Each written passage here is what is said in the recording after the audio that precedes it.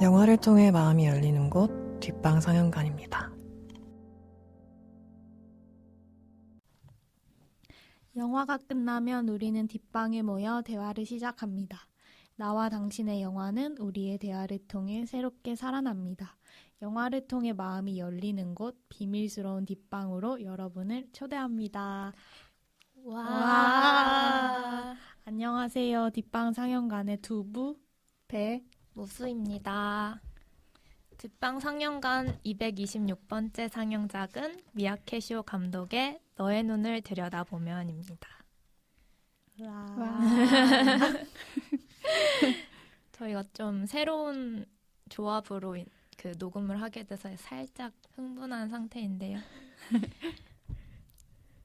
저희 영화를 녹음하기까지 나름대로의 스토리가 있어요. 일단 배가 홋카이도에서 여행을 했었잖아요. 네, 제가 작년에 그러니까 2022년 12월 크리스마스쯤에 삿포로에 가게 됐는데 길을 걷다가 영화관을 발견했어요. 그래서 너무 그냥 반가워서 사진을 찍었는데 근데 그 영화관 포스터 걸려있던 게 너의 눈을 들여다보면이었어요. 일본에서는 개봉을 한 상태여서 너무 반가워서 사진을 찍어서 친구들한테 막 알려줬어요. 근데 저는 우연히 영화 잡지에서 개봉 전에 그 비슷한 시기에 감독 인터뷰인지 그 영화에 대한 정보를 알게 되었는데 너무 보고 싶은 거예요. 그래서 왓챠피디아에 보고 싶어요 이렇게 체크를 해놨는데 배가 그거를 보고 너도 이 영화 알아? 약간 이런 식으로 돼가지고 이 영화를 그러면 보고 녹음을 하고 싶다는 마음이 이미 있었는데 또 뒷방 상영관 댓글로 어떤 분이 너의 눈을 들여다보면 녹음해달라고 말씀해주신 적도 있어서 뭔가 운명처럼 녹음을 하게 돼서 너무 좋은 것 같아요. 여러 우연들이 우리를 여기로 이끌었어요. 맞아요. 그리고 저희가 근황으로 얘기할 만한 것이 영화를 처음으로 같이 봤어요. 네. 제가 그 배랑 무수랑 알고 지낸 지가 꽤 됐거든요. 근데 생각해보니까 둘이랑 같이 영화를 본 적이 없는 거예요. 영화관 가서. 근데 저한테는 처음이었죠. 그래서 너무 기분이 좋았습니다. 첫 녹음, 첫 영화. 시네큐브에서 그리고 감독님이 같이 GV를 하는 시네토크라고 했었는데 그런 프로그램도 같이 있는 걸 저희가 마침 보게 돼가지고 영화에 대한 정보도 많이 얻을 수 있었습니다. 네, 맞아요. 그러면은 배가 홍보를 해주면은 좋겠습니다. 네. 뒷방 상영관에 인스타가 있습니다. 다음 달 상영작 소개와 좋아하는 장면 등을 올리고 있으니 많이 팔로우해주세요. 또한 영화 추천이나 방송 후기 등 전하고 싶은 이야기가 있다면 인스타 팟빵 댓글, 이메일, 익명 메시지를 보낼 수 있는 에스크드 등으로 저희에게 전해주세요. 에스크드와 이메일 주소는 인스타 프로필 또는 팟빵 소개란을 참고해주시면 됩니다. 반갑게도 저희 뒷방 상영관에 댓글을 남겨주신 분들이 있었어요. 그래서 댓글들을 소개하고 싶은데요. 그 슬픔의 삼각형 에피소드에 상큼 따구님께서 재밌게 잘 들었습니다. 다른 팟캐스트에 비해 영화 자체에 대한 많은 이야기와 관점을 말해줘서 흥미롭게 들었어요. 라고 말씀해 주셨어요. 슬픔의 삼각형 저도 같이 녹음했었는데 이 댓글 보고 엄청 기뻤습니다. 감사해요. 그리고 두 번째 댓글은 카조니어 님이 마찬가지로 슬픔의 삼각형 댓글에 남겨주신 말인데요. Small, slow but steady. 미야케쇼 너의 눈을 들여다보면 영재인데 뒷방 상영관 5년도 넘었죠. 뭐든 꾸준히 한다는 게 참 쉽지 않은데 정말 뒷방 상영관 대단하다 생각해요. 늘 변함없이 좋은 영화 친구가 되어주셔서 감사드립니다. 저희도 가끔 저희끼리 얘기할 때 이렇게 오래됐다. 어떻게 이렇게 오래 꾸준히 우리가 했지 이런 얘기 종종 한단 말이에요. 근데 그 부분을 딱 영화랑 연관지어서 짚어주셔서 저희가 정말 기뻤습니다. 감사합니다. 너무 감동적이에요. 저 카조니어 영화 진짜 좋아하거든요. 저도. 그럼 영화에 대해 간단히 줄거리 소개를 하고 넘어가 보려고 하는데요. 혹시 어떤 분이 얘기해 주실까요? 제가 얘기를 해드릴게요. 네. 너의 눈을 들여다보면 이라는 영화는 오가사와라 케이코라는 여성 복서의 지면 안 돼 혹은 지지마라고도 번역이 되더라고요. 아직 한국에 정식으로 번역된 버전이 없어서 그렇게 두 개로 부르는 것 같고 그 자서전을 바탕으로 만들어진 영화인데 이 케이코라는 복서가 프로 복서가 된 이후 두 번째 시합에서 승리를 하고 세 번째 시합을 준비하는 시간 동안에 고민들이랑 관계들을 다루는 영화입니다. 네.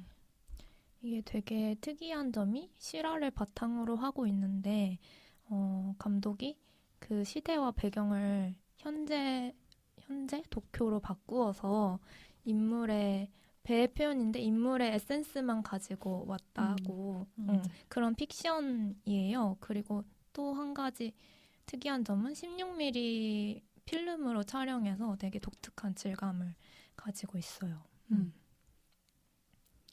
미야케쇼 감독의 다른 영화를 혹시 보신 게 있나요? 저는 바로 전작인 것 같은데 너의 새는 노래할 수 있어를 최근에 봤어요.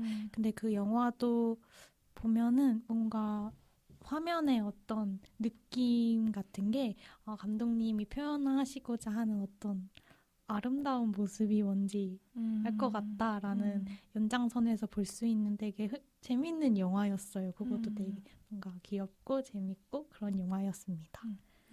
저도 이번 방송 준비하면서 같은 영화를 보게 됐는데 되게 지루하지 않게 흥미롭게 너무 잘 본 것 같고 어떤 뭔가 보편적으로 다룰 수 있는 어떤 사람의 인생의 시기를 이렇게 다루는 거를 조금 잘 하시는 것 같아서 그 부분 재밌었고 이번에 얼마 전에 무주영화제 후기도 올라왔었는데 그 우주영화제에서도 미야케쇼 감독님이 오셨었거든요. 그래서 저희가 시네큐브에서 시네토크를 본 날에 무주에서 서울로 오셨었대요. 그래서 다른 뭐 와일드 투어라거나 그런 다른 영화들도 같이 상영했던 것 같은데 그래서 다른 영화들도 궁금하더라고요. 그리고 주인공인 키시 유키노 배우는 저희 셋이 얘기를 해보니까 같은 드라마를 통해서 알게 되었더라고요. 맞아요. 이 영화를 보기 전에 알고 있었죠. 바로 뭐 사랑할 수 없는 두 사람이라는 일본 드라마입니다. 네.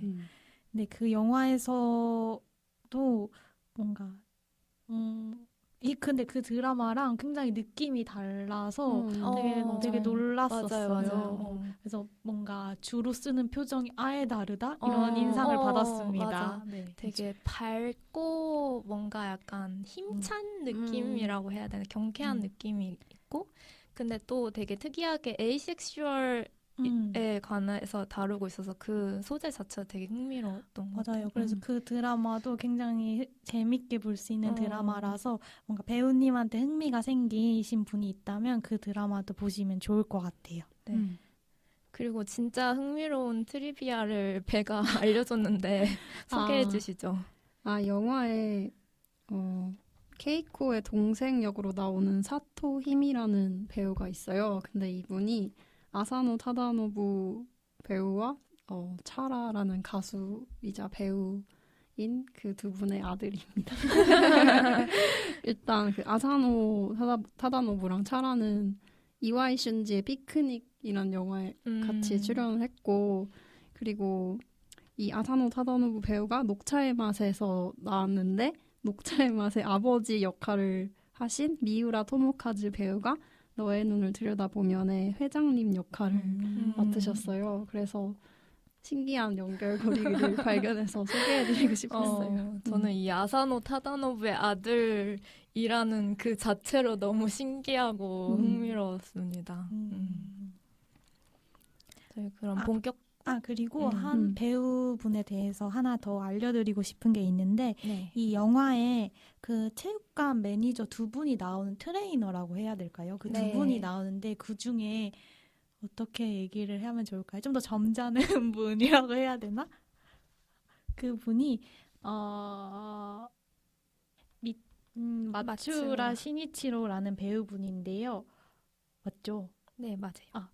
그분이 실제로 복싱 트레이너로 활동하시는 분이라서 이 영화에서 감독님도 영화를 찍기 전에 복싱을 잠깐 배우셨다고 했거든요. 그래서 감독님과 배우분들 전반적인 복싱 트레이너를 맞추셨다고 해서 영화상에서도 트레이너였지만 실제로 영화 밖에서도 트레이너로 뭔가 계속해서 활동을 하셨다고 해서 되게 흥미로웠습니다. 그리고 키시 유키노 배우도 그 복싱의 매력에 빠져서 아직까지도 복싱을 하고 있다고 맞아요. 해요. 그리고 심지어 영화 찍을 때보다 더더더더 잘하신다고 감독님 지부에서 듣게 됐어요. 그래서 너무 재밌었습니다. 네. 그럼 이제 본격적으로 영화 이야기를 조금 해볼까요? 네. 네. 저희가 이번 영화 이야기는 아무래도 주인공인 케이코를 좀 중심으로 여러 가지 얘기를 나눠보려고 해요. 그래서 뭔가 이야기의 중심은 케이코라고 일단 생각해 주시면 좋을 것 같습니다. 그러면 먼저 우리 케이코의 일기장 얘기부터 한번 해볼까요? 시작 장면에서부터 네. 케이코가 뭔가를 쓰는 장면이 나와요. 그게 맞아요. 무슨 내용인지는 모르지만 거울에 비친 케이코가 얼음을 와그작 씹으면서 뭔가를 쓰고 있어요. 그렇게 시작을 하고 이제 뭔가 소리가 들리는데 그게 복싱장의 소리들이 하나씩 겹쳐지면서 트랙을 쌓듯이 줄넘기 소리랑 뭐 약간 뭐라고 해야 되지? 그 약간 뭐 치는 뭐 소리, 치는 소리, 약간 뭐 훈련하는 소리 그런 맞아요. 것들이 약간 이렇게 쌓이는데 그런 시작 장면으로 시작을 해서 뭔가 일기장이 케이코의 성격을 나타내는데 엄청 중요한 역할을 한다고 저희는 생각을 했어요. 근데 처음에 첫 장면부터 쓰는 거는 일기가 아니라 그 체육관 회장님한테 쓰는 편지라고 저는 생각했어요. 잘 진짜? 모르겠는데 저는 그렇게 생각하지 않았어요. 나중에 편지 쓰는 장면이 나오지 않나요? 똑같이. 네. 똑같은 곳에서. 근데 뭔가 아닌가? 저는 케이코가 그 복싱을 잠깐 쉴까? 그만둘까를 생각한 게 한 번에 복싱 경기를 하고 나서라고 생각했거든요. 그래서 시작 장면에서는 그냥 일기를 쓰고 있다 정도로 저는 생각을 했던 것 같아요. 저도 완전 다르게 생각했어요. 진짜요? 저는 그게 시간순이 아니라고 생각했어요. 그럴 수도 있겠네요. 그렇게 생각해도 근데 재밌다. 근데 저도 두부와 똑같이 그냥 케이코 등장? 약간 이런 느낌으로 생각을 했거든요. 맞아요. 근데 아무튼 뭐 둘 중 어떤 거로 해석해도 상관은 없지만 맞아. 첫 장면부터 케이코가 뭔가를 쓰고 있잖아요. 네. 그 장면에서 케이코한테 뭔가 쓰는 것의 의미가 굉장히 중요하구나를 짐작해 볼 수 있던 어떤 장면이었어요. 그리고 저 시작 장면에서 하나 더 얘기해보고 싶은 게 있는데 그 일기장 말고 그 케이코의 책상이 되게 단조로운데 거기에 거울이랑 그 앞에 파란색 매니큐어가 놓여져 있어요. 근데 그게 확 눈에 들어오더라고요. 처음부터. 그래서 케이코가 글씨를 쓰고 있는 손을 보면 또 파란색 매니큐어가 칠해져 있거든요. 그래서 그런 것들이 첫 장면에서 케이코의 많은 걸 설명해주고 있구나라는 느낌을 받았습니다. 파란색은 앞으로도 영화에서 계속 등장하죠. 맞아요. 처음이 아니고 계속해서 등장을 하게 됩니다. 케이코가 계속해서 일기를 쓰잖아요. 그거에 대해서 두 분은 어떤 느낌을 받으셨어요? 전반적으로 보자면?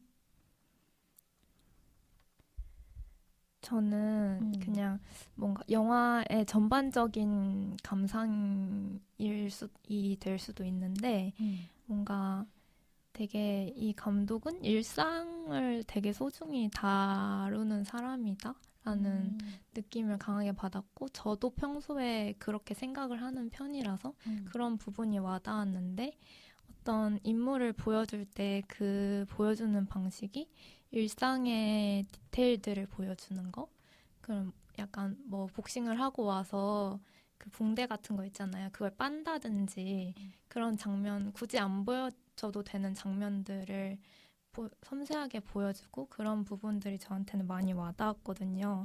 그래서 그냥 케이코가 복싱을 하는 어떤 특정 시기에 복싱을 하는 여정이자 일상을 함께하는 그런 영화라고 느껴졌어요. 그래서 일기라는 게 그런 측면이 있잖아요. 나의 하루하루를 기록하고 기억하는 거? 약간 저는 그런 느낌 받아서 일기가 그렇게 다가왔던 것 같아요. 저는 뭔가 일기를 쓰는 거 자체가 뭔가 케이코가 삶을 대하는 방식이나 태도를 많이 보여준다고 생각을 했어요.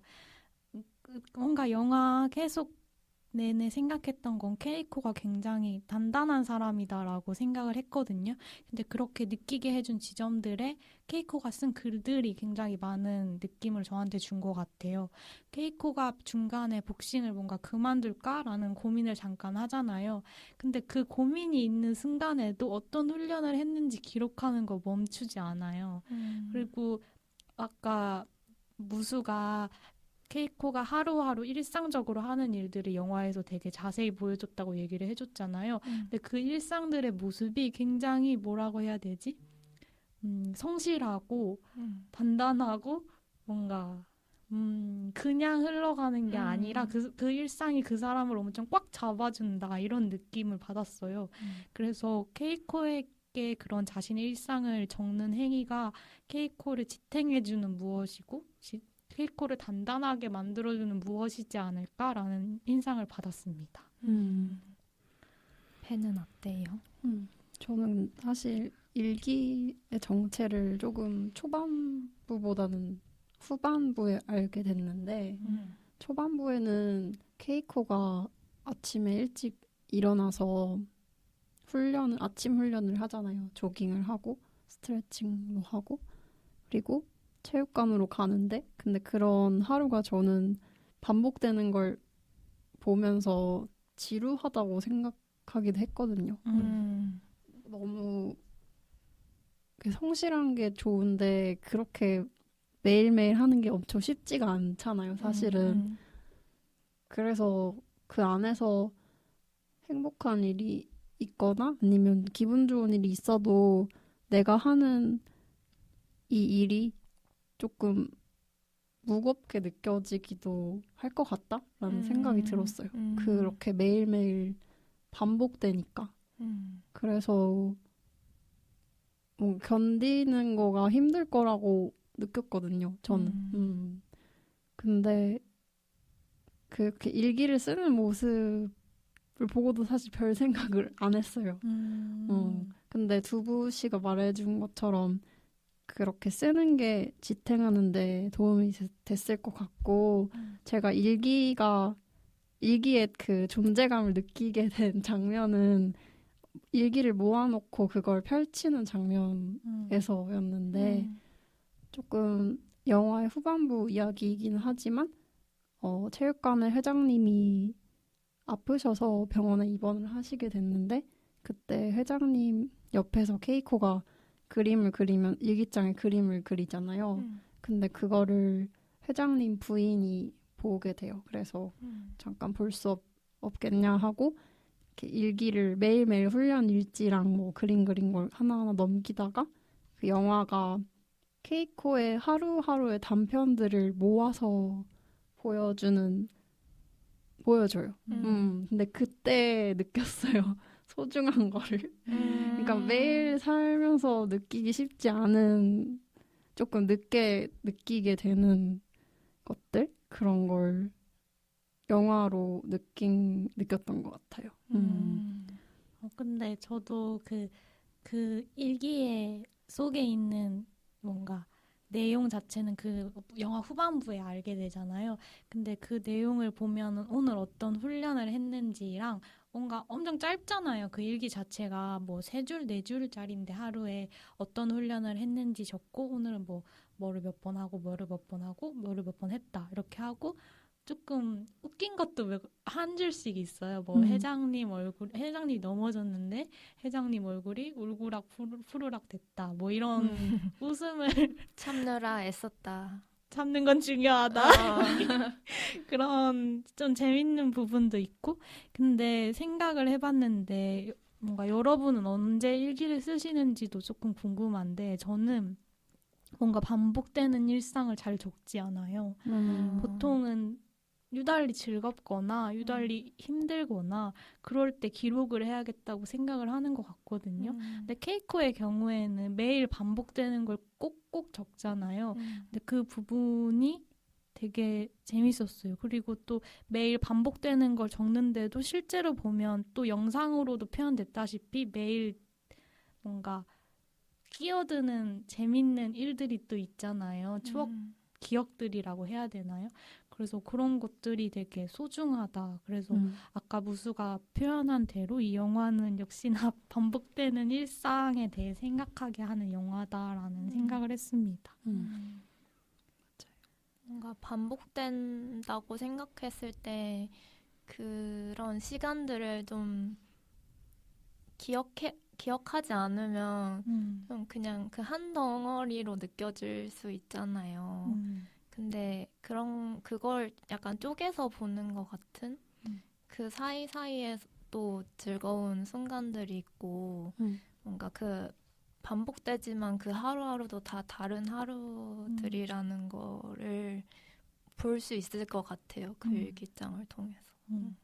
근데 이게 케이코의 고민과 그 고민 이후의 선택과도 많이 연결돼 있는 것 같긴 해요. 어떤 면에서요? 케이코의 고민 먼저 얘기해 볼까요? 그럴까요? 케이코가 커다란 고민이 있죠.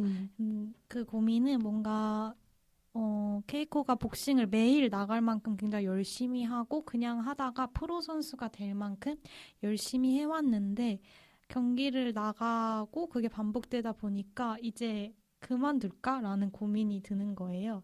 그래서 그거에 대한 고민이 영화 전반적으로 계속 깔려 있는데 그런 고민을 하게 되는 상황과 관련이 있는 게 계속 같은 복싱장에서 훈련을 해왔고 저희가 지금 아직 정보를 안 드린 것 같은데 케이코가 아까 줄거리 얘기할 때 얘기했었나요? 선천성 난청으로 인해서 농인이에요. 그래가지고 농인이라는 특성이 사실 복싱을 하는데 많은 뭔가 불편함이 있을 수가 있어요. 근데 그런 상황에서 케이코의 인간적인 모습을 보고 케이코의 훈련을 도와준 이제 회장님이라는 존재가 되게 케이코한테는 되게 존재 의미가 큰데 그 본인의 건강 문제나 어떤 거기가 재개발 구역이라서 뭔가 그런 여러 가지 문제로 인해서 그 복싱장이 문을 닫게 됐거든요. 근데 그런 상황과도 조금 연관이 있으면서 케이코의 고민이 좀 더 깊어지게 돼요. 근데 그런 부분에서 어떤 부분이 그럼 배는 연결이 된다고 생각을 하셨나요? 뭔가 케이코가 복싱을 계속할지 그만둘지에 대해서 고민을 하고 있잖아요. 근데 처음에는 그게 되게 상당히 개인적인 이유에서였다고 생각해요. 케이코가 되게 솔직하게 복싱 선수인데도 맞는 게 싫다라는 말을 하고 아픈 게 싫다라는 말을 하고 두 번째 경기가 끝난 뒤에 얼굴이 많이 다치고 입에서 피도 나오고 그런 육체적인 괴로움 같은 걸 많이 보여주는데 그리고 또 부모님의 걱정 같은 것도 있고 그래서 이걸 계속해도 좋을지 혼자 생각을 하는 것 같았어요.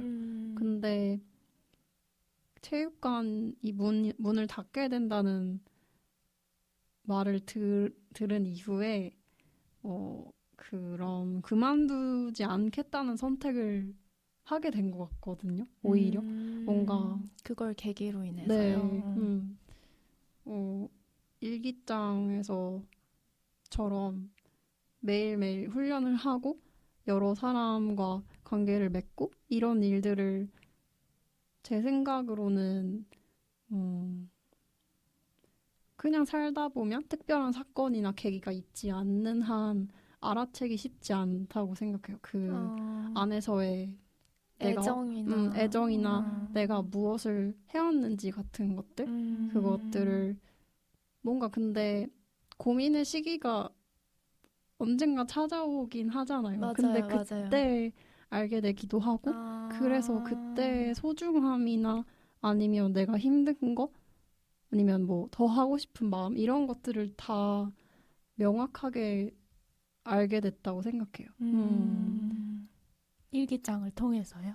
일기장을 통해서라기보다는 영화적으로 조금 일기장을 모아서 보는 행위랑 그런 체육관이 문을 닫게 되는 상황 그리고 고민이 깊어지는 상황이 다 겹쳐서 지금의 상황, 케이코의 상황을 잘 보게 스스로 잘 보게 했던 것 같이 느껴졌어요.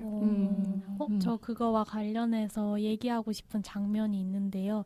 그 케이코가 뭐 트레이너 분들이 되게 애써서 다른 체육관도 막 소개를 해주잖아요. 근데 케이코가 굉장히 별로 좋아하지 않고 그 일 이후에 진짜 나 이제 그만둘 거야 라는 마음을 더 강하게 가지게 되는 계기가 되기도 하는데요.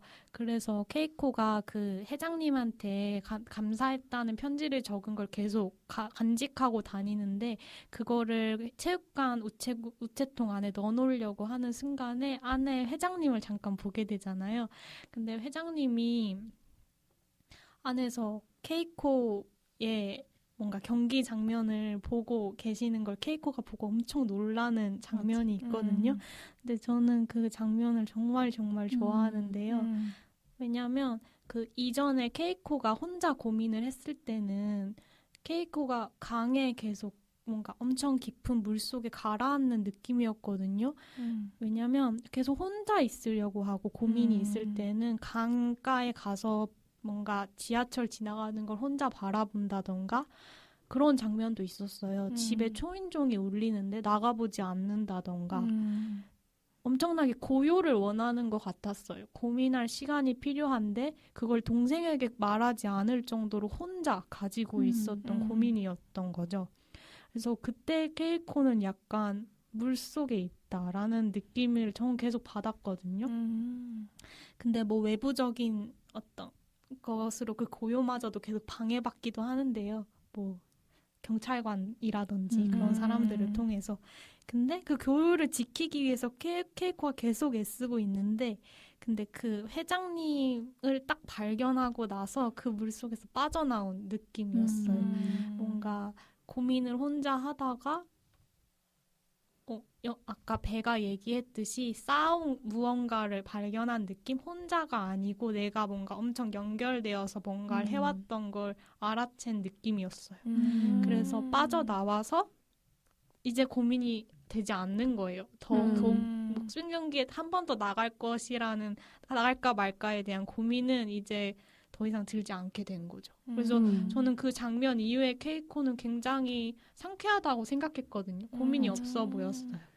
그래서 그 장면 전과 후로 케이코가 굉장히 많이 변했다라고 느꼈습니다. 그리고 그 회장님이 눈이 안 좋으신지 맞아. 그 TV 되게 모니터 오래된 앞에, 모니터 앞에 약간 코를 거의 붙여서 보잖아요. 근데 그게 너무 사랑스러워 보였고 케이코가 보기에도 그렇게까지 이렇게 엄청 가까이서 보는 회장님 모습을 보고 그 관계의 소중함을 엄청 많이 깨달았을 것 같아요. 다시. 맞아요. 평소에도 소중하게 여기는 존경하는 분인 것 같았는데 뭔가 그 트레이너 분들 회장님뿐만 아니라 트레이너 분들과의 관계도 저는 되게 좋다고 생각했는데요. 케이코랑 트레이너 분들이 좀 갈등을 겪게 된 게 새로운 체육관에 데려갔을 때였잖아요. 너 막 집이랑 멀어서 안 돼요. 이렇게 얘기를 했는데 너 어떻게 그런 말을 할 수가 있냐면서 엄청 화를 내시잖아요. 너무 실망이라고. 얼마나 애써서 만든 기회인데 라고 얘기를 했었는데 근데 그 전에도 계속 살펴보면 트레이너 분들이 케이코가 뭔가 복싱에 대해서 고민을 할 때도 케이코를 굉장히 주시하고 관찰하고 케이코의 상태를 걱정하는 모습이 되게 많이 나와요. 회장님과 마찬가지로. 그래서 뭔가 케이코와 주변 사람들 케이코는 사실 동생한테 말할 때는 사람은 어차피 혼자야 라고 얘기를 했지만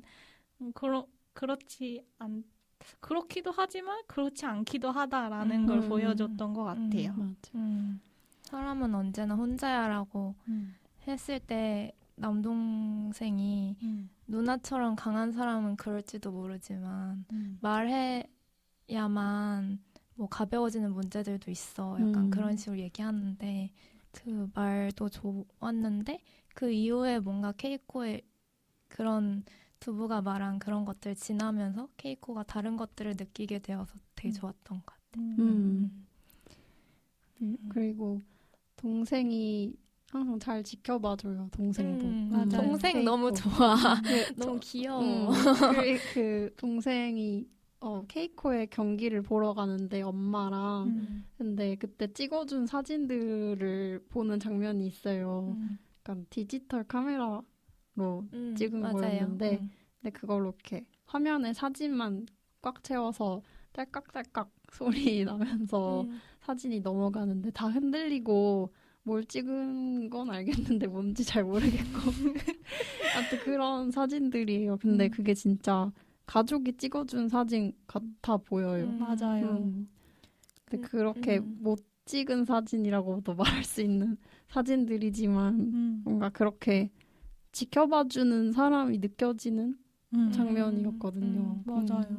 그리고 그 장면이 뭔가 약간 웃음이 나오지만 또 한편으로는 처음에는 엄마가 그 사진을 찍어주다가 경기가 계속 진행되면서 자꾸 다치고 그런 것들을 지켜보기가 힘들잖아요. 그래서 아예 천장을 찍는다거나 그런 장면도 있거든요.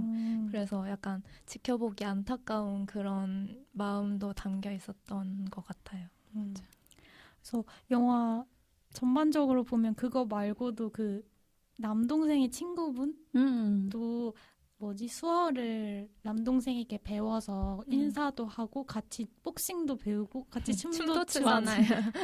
그런 장면들이 종종 나와요. 그러니까 사람들이 케이코에게 주는 어떤 다정한 것들이 많이 영화에 나온다고 생각했거든요. 근데 그렇다고 또 케이코는 사실 모두와 연결돼 있고 모두가 케이코를 생각해 이런 식으로 얘기하는 영화는 아닌 것 같아요. 뭔가 케이코가 절대적으로 혼자 감당해야 되는 것들이 분명히 있잖아요. 많은 사람들이 각자의 방식으로 다정한 어떤 노력들을 해주지만 케이코의 일상을 보면은 청인인 사람으로서는 상상하기 힘든 일상의 어떤 반복들이 되게 많아요. 뭔가 알람을 켜는데 소리를 들을 수 없기 때문에 알람이 울리는 순간 선풍기가 돌아가서 그 바람으로 깬다던가 겨울인데 그런 거 엄청 디테일하게 보여주죠. 초인종이 눌리면 들을 수 없으니까 빛이 번쩍번쩍인다던가 그런 식으로 뭔가 혼자 감당해야 하는 것과 그럼에도 서로 뭔가 주고받을 수 있는 다정함이 있다는 거 이거의 균형을 굉장히 잘 맞춘 영화라는 생각이 드는데 저는 이 균형이 그 배경음악이 없다는 그것과 연결지어서 얘기를 좀 할 수 있을 것 같은데요. 이 영화가 배경음악이 없어요. 음악이 하나도 나오지 않고요. 뭔가 생활소음이라고 해야 되나요? 진짜 청인들이 보통 들으면서 살아가는 생활소음으로만 이루어진 영화거든요. 근데 그 감독님 인터뷰를 보면은 그 배경음악이 없이 하겠다는 걸 굉장히 정치적으로 선택을 하신 것 같더라고요. 되게 많은 고민을 거쳐서 먼저 음악이 없는 건 그 음악은 사실 청인들만 들을 수 있잖아요. 근데 음악도 영화 안에서는 전달하고자 하는 바가 있잖아요. 그래서 음악이 나오는 순간 그리고 그 음악이 많은 걸 얘기할수록 청인과 농인이 영화를 이해하는 바가 달라질 거 아니에요. 그래서 일단은 배경음악을 쓰지 않기로 결정을 하셨고 그리고 제가 조금 감탄한 부분은요. 그 배경음악이 아예 생활 소음이 아예 없는 부분이 그것도 없다는 거? 맞아요. 뭐냐면 보통 농인이 주인공인 영화에서는 농인의 어떤 상태라던가 농인이 어떤 감각을 가지고 사는지를 표현하기 위해서 아예 소리가 없는 부분을 넣기도 삽입하기도 하는데 그러지 않기로 결정을 하셨다고 해요, 감독님이. 근데 그거는 자칫 뭔가 농인 간접 체험처럼 우리가 이해할 수 있다. 농인이 아닌 청인들도 그런 영화적 장치를 통해 농인이 어떤 식으로 듣는지를 이해할 수 있다라는 착각을 줄 위험이 있기 때문에 그 착각을 하지 않기 위해 그렇게 결정을 하셨다고 하더라고요. 그래서 감독님 GV를 보면 감독님은 노력할 수 있겠지만 결국 이해할 수 없다고 생각하신다고 얘기를 하셨어요. 근데 그런 감독님의 생각이 이 영화 여기저기 잘 보여지는 것 같아요. 저도 뭔가 감독님 인터뷰나 GV를 통해서 인간이 가진 뭔가 한계, 그러니까 편견을 가질 수밖에 없고 내가 가진 상황만을 완벽하게 이해할 수밖에 없고 약간 그런 것들을 인정하고 그 상황에서 어떤 것들을 할 수 있는지 뭔가 그런 것들을 직시하려고 하는 것 같아서 그 부분에서 많이 공감이 갔던 것 같아요. 그리고 저도 약간 이런 장면들과 관련해서 되게 특징적이었던 거는 또 남동생과 그러니까 자막을 사용하는 부분. 자막이 있기도 하고 없기도 하고 맞아요. 그리고 무성 영화처럼 어떤 장면 후에 그 수어를 쓰는 장면 후에 그 글씨로 자막으로 검은 바탕에 흰 글씨로 표현되기도 하고 그랬거든요. 그것과도 관련해서 감독님이 좀 설명해 주신 게 있었는데 뭔가 그렇게 무성 영화처럼 표현했던 거는 일단은 어떤 감각적으로 이 사람들의 대화를 지켜보고 자막이 있으면 자막에 집중되기 쉽잖아요. 그래서 뭔가 제목처럼 눈을 들여다보면서 이 사람들이 어떤 대화를 나누는지 뭔가 지켜보고 그 다음에 내용을 이해할 수 있도록 그런 방식을 선택하기도 했다고 하고 이제 자막이 없는 부분은 좀 눈에 띄었던 것들은 농인 친구들과 같이 얘기하는 부분인데요. 그 약간 강변에 있는 카페 같은데 레스토랑 같은데 앉아서 농인 친구들과 대화를 하는 장면이 있는데 이때 되게 재미있었던 뭔가 트리비아가 그 자막이 없어서 사실 내용을 알 수는 없는데 그렇게 뭐 영화상 중요한 이야기는 아니에요. 근데 뭔가 궁금해진단 말이에요. 네, 그거를 그 얘기를 물어봤더니 알고 보니까 그냥 뭐 상사 욕하고 뭐 상사가 너무 그래가지고 강에 빠뜨려 버리고 싶다 막 이런 얘기하고 손금 봐주고 너는 재물운이 있다 막 이런 얘기였다고 해요. 맞아, 부자 될 거야. 근데 저는 그 얘기를 모르기 전까지는 듣기 전까지는 무슨 얘기를 하는지 감도 안 잡혔는데 다시 보니까 그 손금 본 다음에 케이코가 너무 만족스러운 웃음을 짓더라고요. 그래서 너무 웃겼어요. 그리고 그 자막 없는 부분이 있잖아요. 감독님이 의도하셨다고 했는데 자막이 없는 부분도 그렇고 무성 영화처럼 나오는 부분 있잖아요. 근데 저는 진짜 만약에 동시에 나왔으면 저는 수어를 모르니까 정말 자막을 보느라 그 배우분들의 손이나 눈을 잘 못 봤을 것 같거든요. 근데 진짜로 그렇게 나오니까 어떤 표정, 사실 수어는 손으로 하는 언어이기도 하지만 얼굴과 표정이 굉장히 중요한 언어라고 알고 있어요. 근데 그거를 잘 볼 수 있어서 너무 좋았어요. 그리고 사실 요즘에는 OTT에서 뭐 자막이 뭔가 외국 드라마나 외국 영화 같은 경우는 자막을 우리가 보는 게 좀 익숙하긴 하지만 거기에 익숙해져서 그런지 뭔가 그냥 자막 없이도 이해할 수 있는 것들을 자막을 켜고 보는 경우가 꽤 있잖아요. 근데 그런 경우에도 자막을 보느라고 배우분의 연기를 잘 못 볼 때가 있는 것 같아요. 그래서 그런 맥락으로 그래서 되게 감독님이 너무 되게 새로운 시도를 많이 하신 것 같아서 너무 즐겁게 봤습니다. 그리고 저희는 일본어가 모국어가 아니기 때문에 사실은 자막이 있는 장면이 더 많잖아요. 이 영화를 볼 때. 근데 그렇기 때문에 그 무성영화처럼 자막이 따로 그 다음 컷에 나오는 장면에서는 저희가 그 배우의 얼굴을 더 자세히 볼 수 있는, 그러니까 대화 있는 장면에서는 더 자세히 볼 수 있는 장면이 아니었나 싶어요.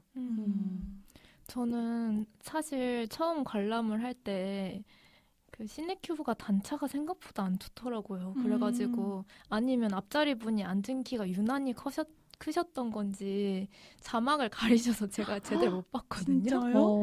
그래서 그냥 되게 영화를 뭔가 의도치 않게 자막 별로 없이 봤는데요.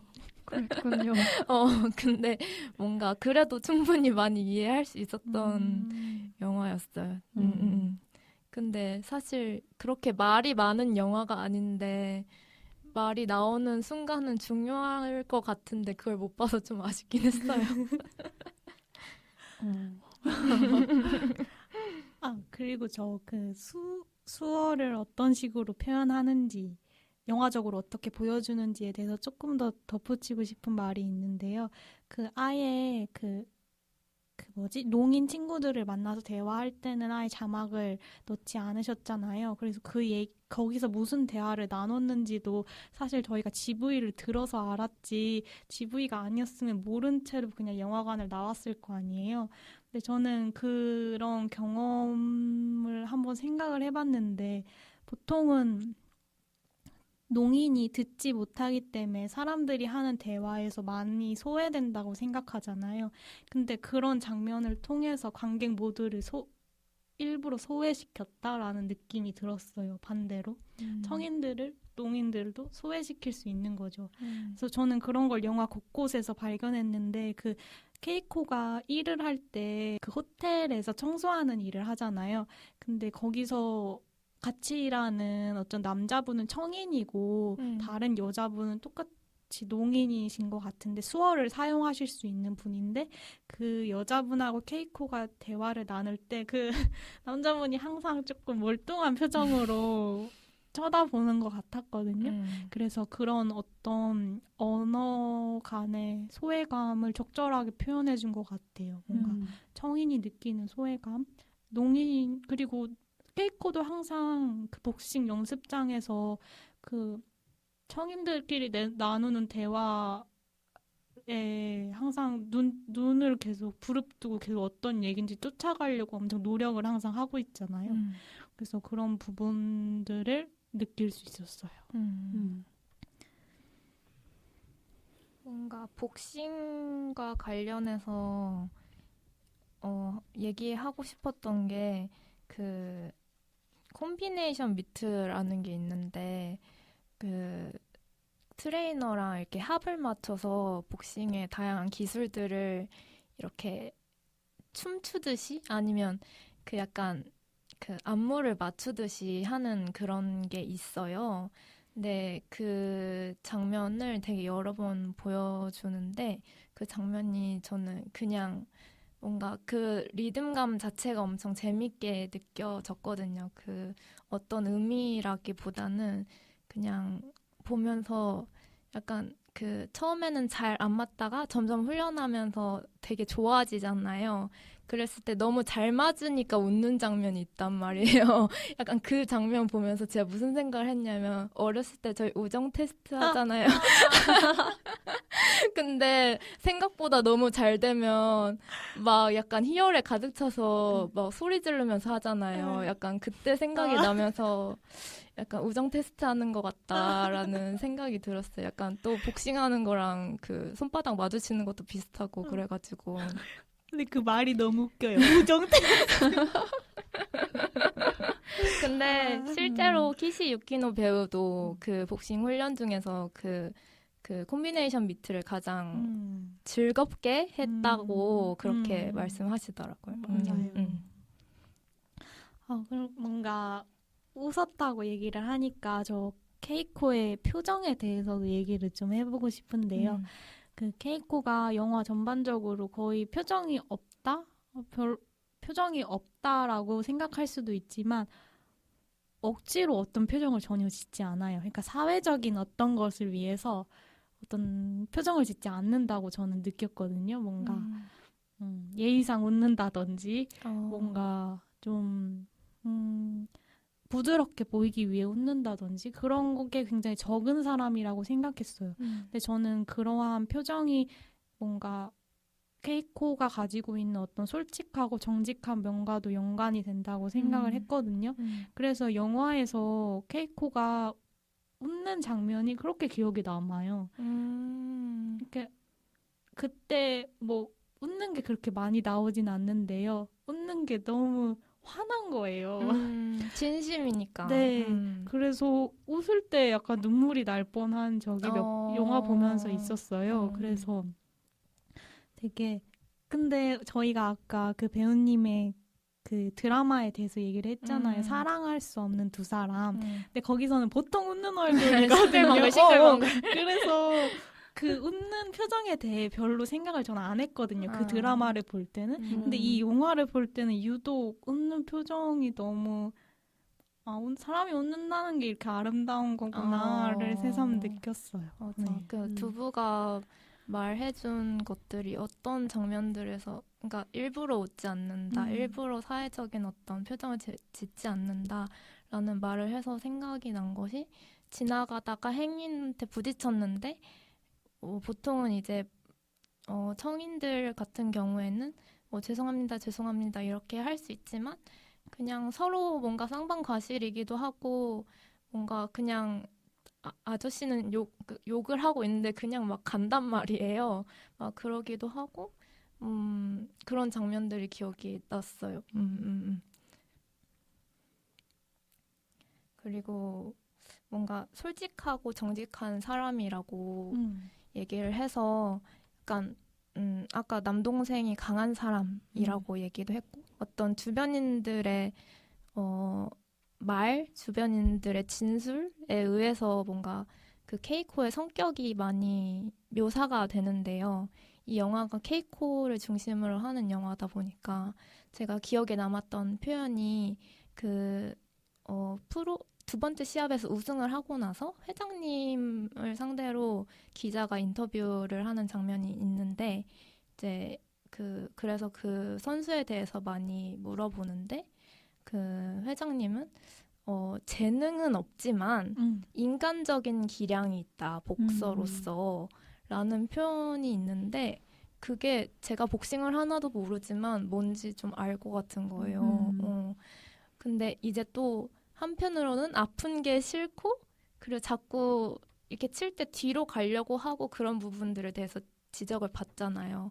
근데 그러다가 세 번째 시합에서는 뭔가 어떤 과정들이 다 지나고 나서 아까 저희가 막 얘기했던 그런 과정들이 다 지나고 나서 막 힘껏 소리를 지르면서 이렇게 했지만 지거든요.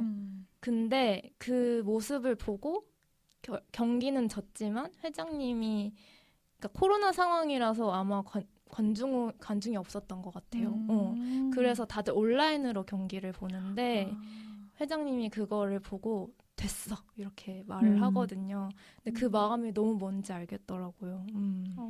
눈물 나려고. 뭔가 또 얘기하고 싶은 장면이나 그런 것들이 있을까요?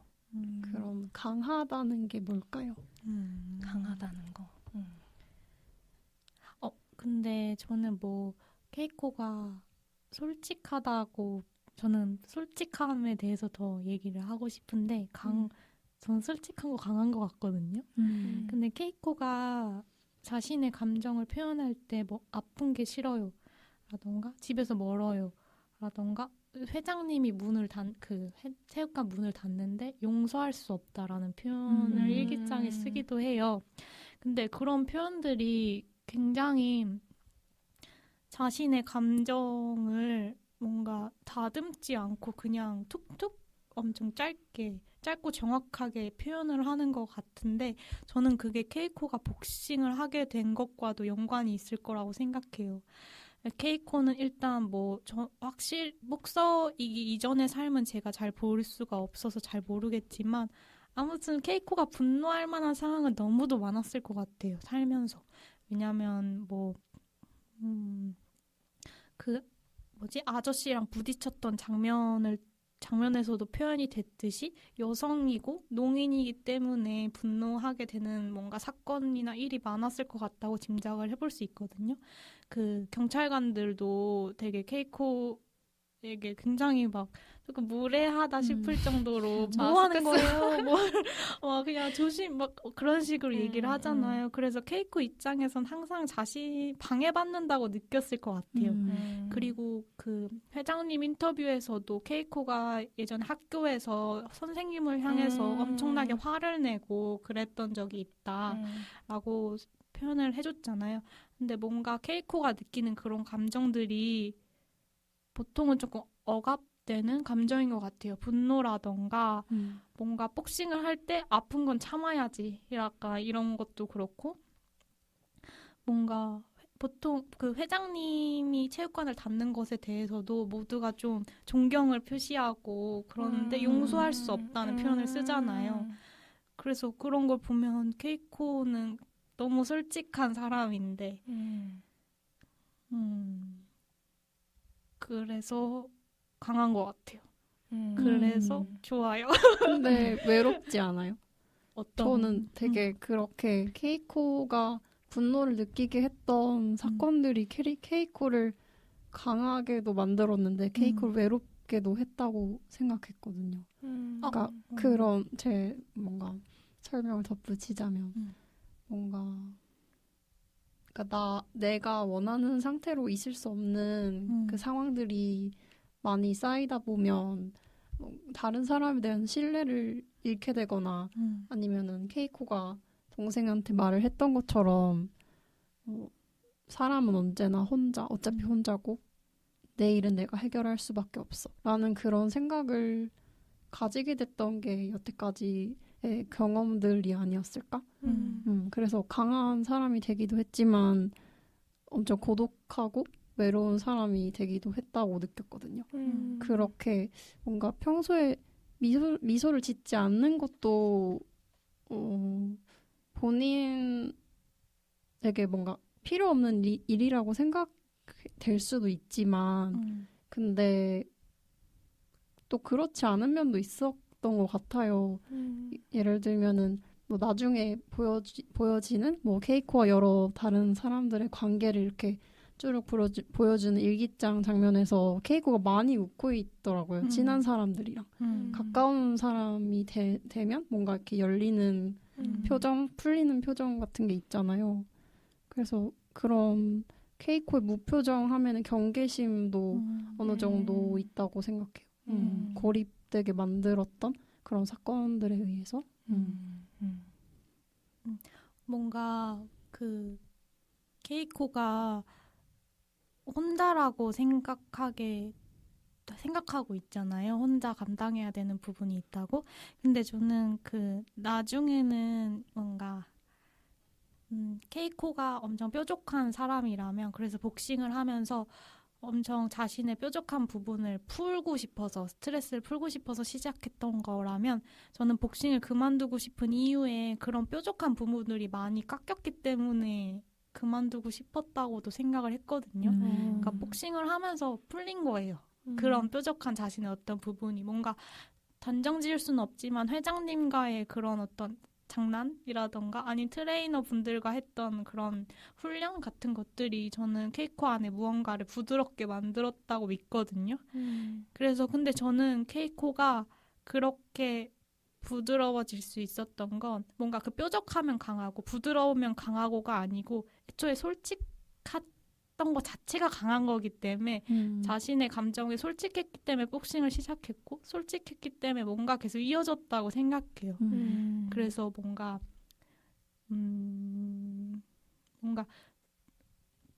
분노가 필요할 때 분노할 수 있는 것 자체가 강한 것 같아요. 분노할 상황이 강하게 만든다기보다 참는다고 선택했다면 참았겠죠, 케이코는. 근데 자신의 선택에 솔직할 수 있다는 게 저는 그냥 너무 강하게 느껴졌어요. 웃음은 참았잖아요. 아.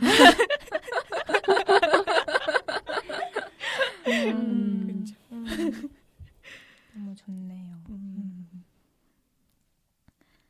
그러면 그리고 저 케이코에 관해서 이번엔 케이코의 옷에 대해서 얘기를 조금 더 하고 싶은데요. 네. 제가 영화를 2번 봤어요. 근데 처음에는 사실 발견하지 못했던 건데 케이코 손에 있는 파란색 매니큐어를 저 처음 봤을 때 몰랐어요. 근데 2번째 봤을 때 정말 한순간도 빠짐없이 파란색 매니큐어가 발라져 있는 거예요. 근데 그걸 인식하고 나니까 케이코에 굉장히 많은 물건들이 파란색인 것 같은 거예요. 글로브도 빨간색과 파란색 중에 케이코는 유독 파란색을 쓰는 것 같고 그 다음에 입고 있는 티셔츠도 보통 파란색이고요. 펜도 파란색 써요. 아 진짜요? 그래서 그래서 제가 파란색을 좋아해서 저는 처음에 탁 이렇게 다 진짜요? 파란색이 눈에 엄청 들어왔었거든요. 그래서 뭔가 케이코라는 인물을 설명해주는 어떤 것에 파란색이 있는 것 같은 게 그 사실이 그냥 너무 좋았어요. 보통은 그냥 저의 편견일 수 있지만 장애인 영화라고 하면은 장애인이 가지고 있는 그 소수자 정체성에만 집중하는 영화들이 이거라고 저는 생각을 했던 것 같아요. 근데 이 영화는 그렇진 않았던 것 같아요.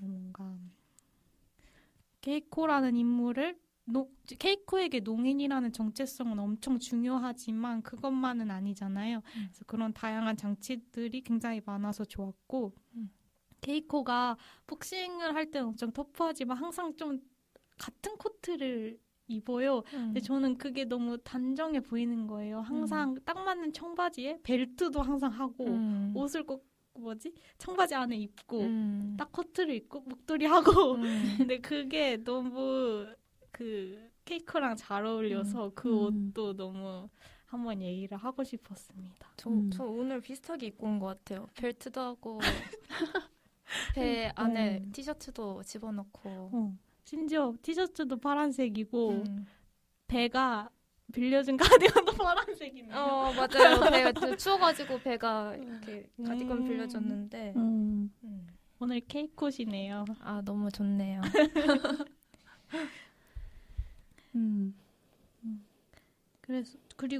그래서 그런 케이코 말고도 다른 인물들도 어떤 일관성을 가지는 장치들이 있는 것 같거든요. 네. 그 같이 호텔에서 일하는 남자 직원이 되게 이불 정리 굉장히 못해요.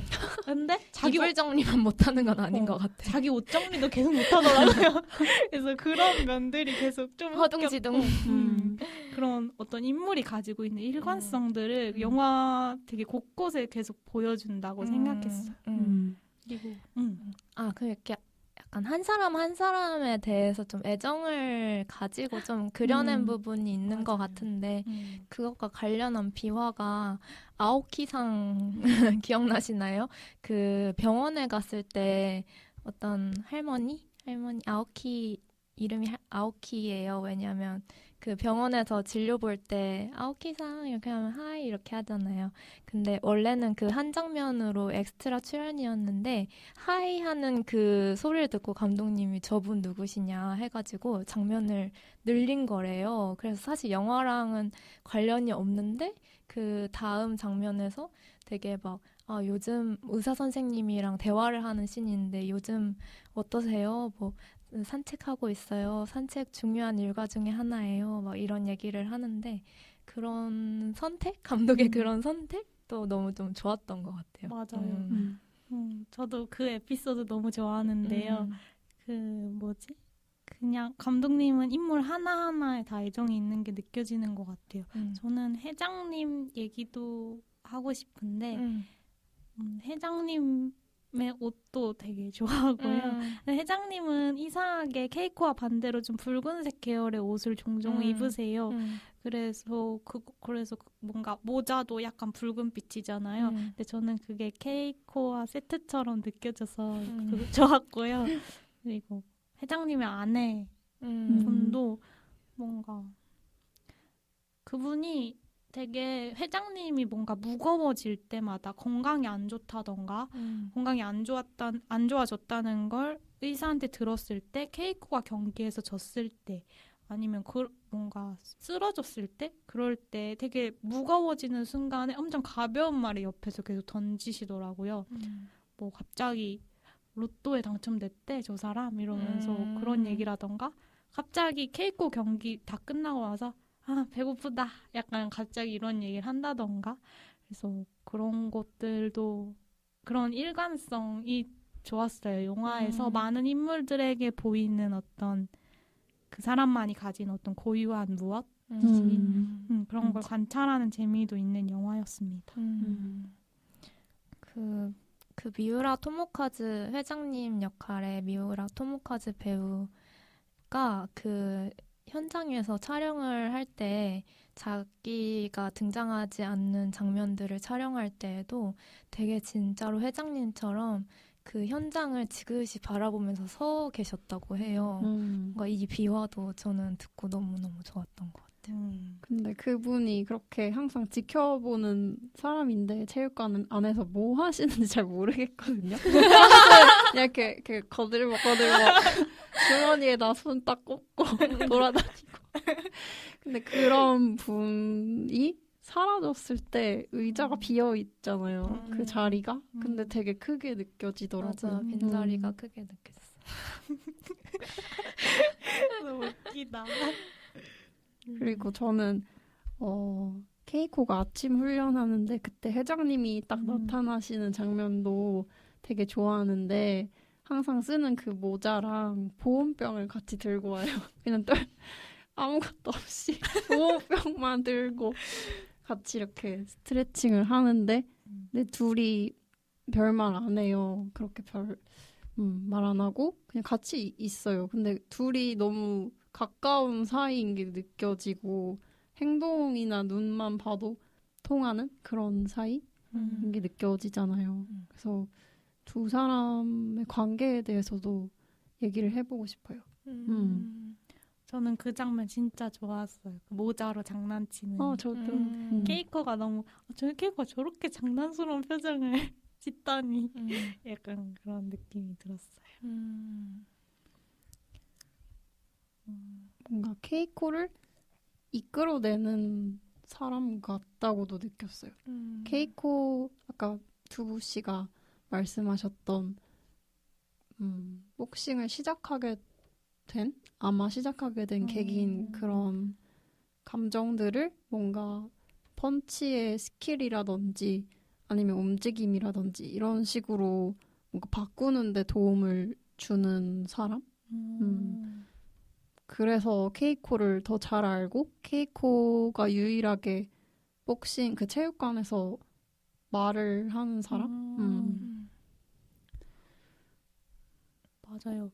케이코가 하이라고 얘기하는 게 두세 번 나온 것 같은데 회장님 아내가 회장님 얘기를 할 때였던 것 같아요. 회장님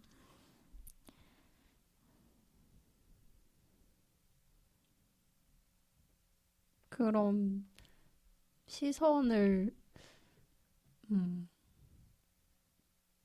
잘 느낄 수 있게 하는 사람 같기도 해요. 회장님이. 어떤 그러니까 시선이요? 지켜봐 준다는 아. 느낌을 잘 받게 해주는 사람. 맞아요. 저도 회장님과 케이코를 생각하면 그냥 일단 서로를 굉장히 신뢰하는 것 같다라고 생각을 했고, 그리고 너무 든든하다. 저는 둘의 관계를 뭐라고 말해야 될진 잘 모르겠는데 그냥 지금 바로 떠오른 이미지가 회장님이 거울을 닦는 장면, 그리고 케이코도 거울을 닦는 장면. 맞아요. 뭔가 그런 것들을 따라서 하고 그 행위의 의미가 뭔지 이해하는 거, 약간 그런 이미지가 떠오르네요. 그럼 혹시 더 얘기하고 싶은 게 없으면 마지막 장면 얘기를 좀 해볼까요? 네, 좋아요.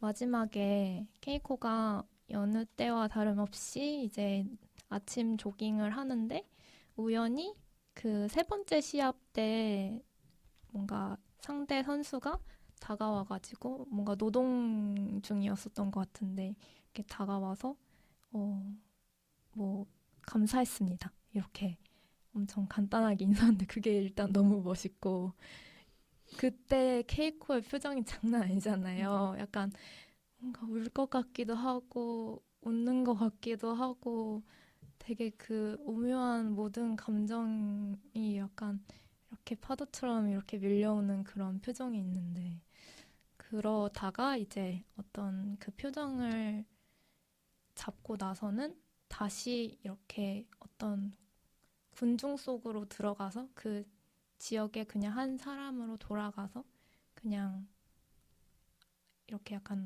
점점 약간 줌 아웃하는 그런 느낌으로 이렇게 마무리가 된단 말이에요. 이 장면 어떻게 보셨어요?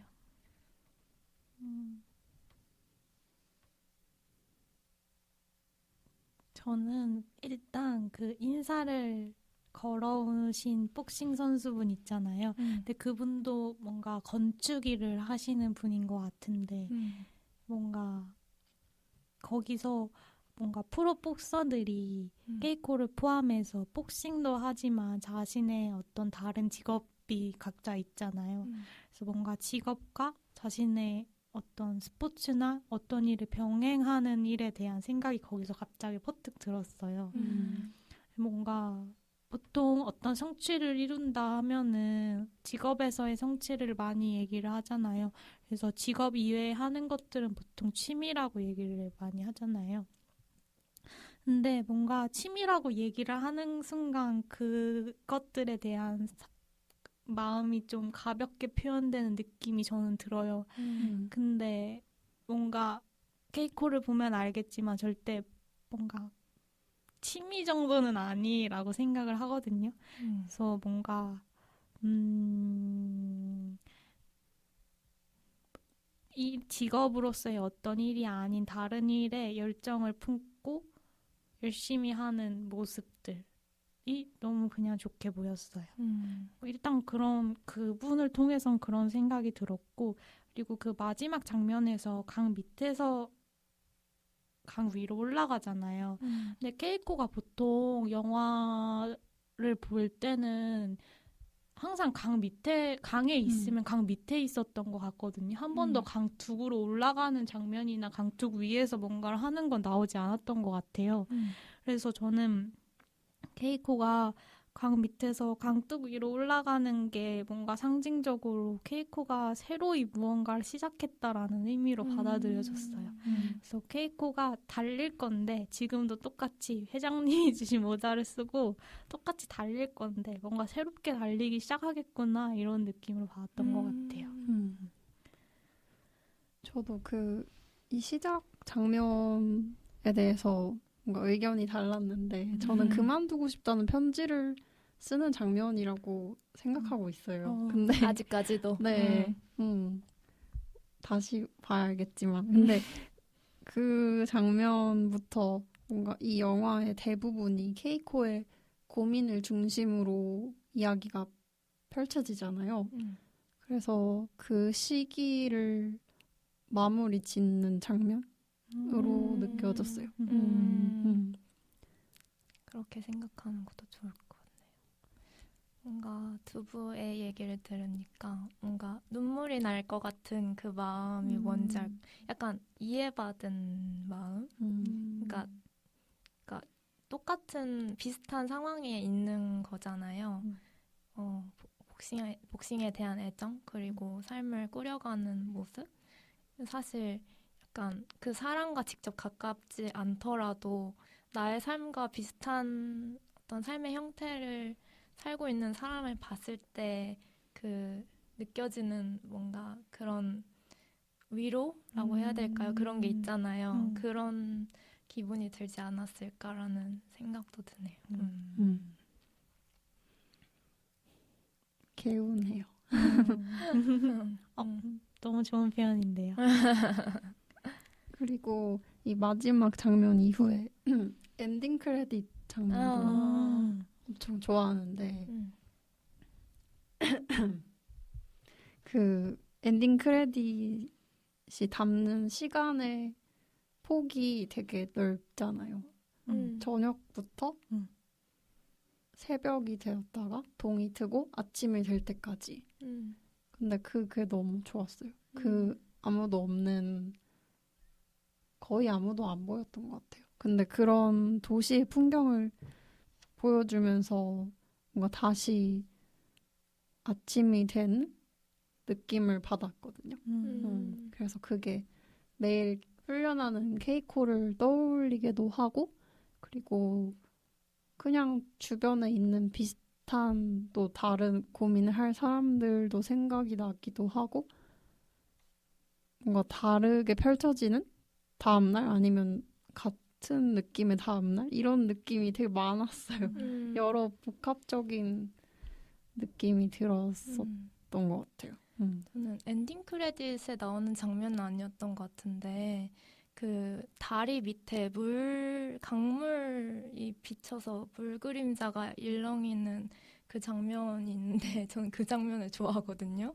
왜냐면 저도 맨날 출퇴근을 할 때 그 천을 이렇게 지나서 가는데 그 물 그림자를 보는 걸 되게 좋아해요. 고가도로 밑에 물 그림자가 이렇게 일렁이는 걸 보는 걸 좋아하는데 가끔 그냥 그걸 보고 있으면 근데 또 일상의 반복이라는 생각도 들거든요. 그 길이 지겹게 느껴질 때도 있는데 근데 진짜 한 번 되게 인상적인 순간이 있었는데 그렇게 근데 그걸 보면 또 웃음이 난단 말이에요. 그리고 그 물 그림자가 밑에 있는 나무에 비치면 나뭇잎 위에도 이렇게 물 그림자가 일렁여요. 그럼 되게 아름답거든요. 근데 그걸 보면서 제가 웃으면서 이렇게 가고 있었는데 어떤 그 뭔가 공사할 때 입는 옷을 입은 어떤 노동자분이 표현이 좀 이상하네요. 아무튼 그 분이 그 카메라로 그 모습을 찍고 있는 거예요. 웃으면서. 그래서 저는 그걸 보고 너무너무 그 출근길이 기분이 좋아가지고 혼자 그냥 해실해실 웃으면서 이렇게 출근을 했던 기억이 나거든요. 근데 뭔가 그런 기분이 들었어요. 그런 똑같은 일상 아니면 조금 고단한 일상 아니면 고독할 수도 있고 아무튼 어떤 일상들을 다들 살아가고 있는데 그 순간 어떤 포착하는 순간 같은 걸 포착하는 순간 뭔가 그런 것들이 제 개인적인 경험이랑 뭔가 섞여져서 그 장면이 너무 기억에 남더라고요. 저도 엔딩 크레딧이 너무 아름답다고 생각했는데 그리고 또 새로웠어요. 뭔가 보통 엔딩 크레딧에선 노래가 항상 나오잖아요. 근데 노래가 나오지 않고 여전히 생활소음이 나오니까 오히려 더 집중해서 봤던 것 같아요. 그리고 뭔가 그 모습들이 다 너무 아름다워서 뭔가 케이코의 삶도 있지만 케이코가 살아가는 공간, 도시도 케이코의 일상이지 뭐 이런 생각도 들고 좋았어요. 그리고 두 분이 놓치셨던 게 있는데 마지막에 줄넘기 소리가 다시 나옵니다. 시작할 때 들렸던 줄넘기 소리가. 그래서 엔딩 크레딧도 꼭 끝까지 보셔야 돼요. 다시 본다면 꼭 들을 거예요. 소름이 돋거든요. 네. 네.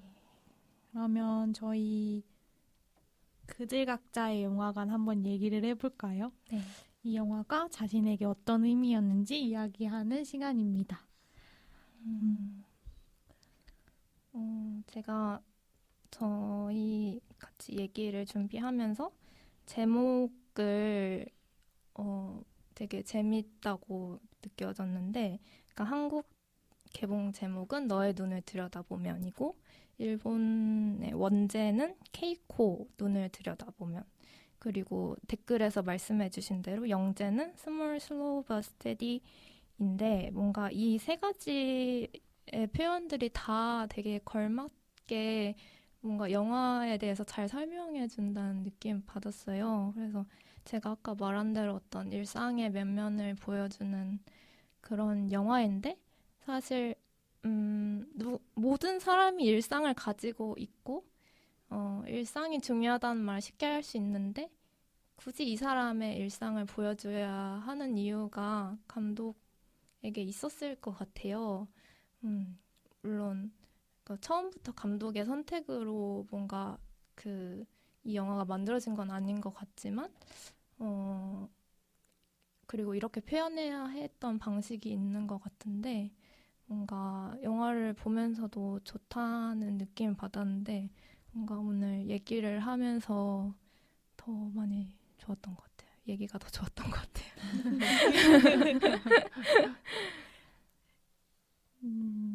저도 제목이 뭔가 이 영화가 가지고 있는 느낌 그 자체인 것 같아요. 저는 특히 너의 눈을 들여다보면 이라는 제목이 너무 좋고, 이 영화를 보고 나면 좀 더 뭔가 내 주위에 있는 사람이랄지 아니면 주위에 있는 강이나 건물, 빛 다 더 잘 들여다보고 싶은 생각이 드는 것 같고요.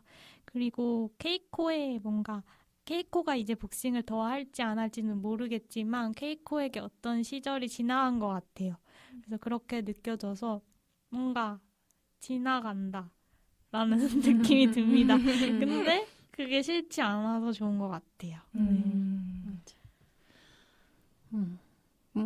저는 뭔가 고통스러운 일상 고통스러운 것 같아요. 동의합니다. 많은 시간들이 힘들고, 근데 그럴 때는 엄청 지겹고 좋은 일 있어도 그냥 반짝하고 사라지는 느낌이 들거든요. 근데 그럴 때 많이 까먹는 것 같아요. 그런 빛이라든지 아니면은 누가 날 웃게 했는데 그런 순간들이라든지 그런 거를 많이 몸이 힘들면 많이 그런 게 사라지는 느낌이 들거든요. 네. 근데 그런데 그런 느낌을 담으면서 동시에 뭔가 돌이켜봤을 때 느껴지는 엄청난 아름다운 반짝거림들을 동시에 보여준 영화였던 것 같아요. 그래서 너무 공감이 많이 되는 것 같아요. 그런 주변 사람들의 소중함이나 아니면은 나의 고민은 내가 해결하는 수밖에 없지만 그게 맞는 말이긴 한데, 그런데 같이 뭔가 나누다 보면 다른 모습으로 내 고민이 바뀌기도 하고 그런 순간을 담아낸 것 같습니다. 좋아요. 그럼 오늘 녹음을 마무리해볼까요? 네. 상영이 끝났으니 계단 조심하셔서 천천히 나가시길 바랍니다. 다음 영화도 기대해주세요. 안녕. 안녕.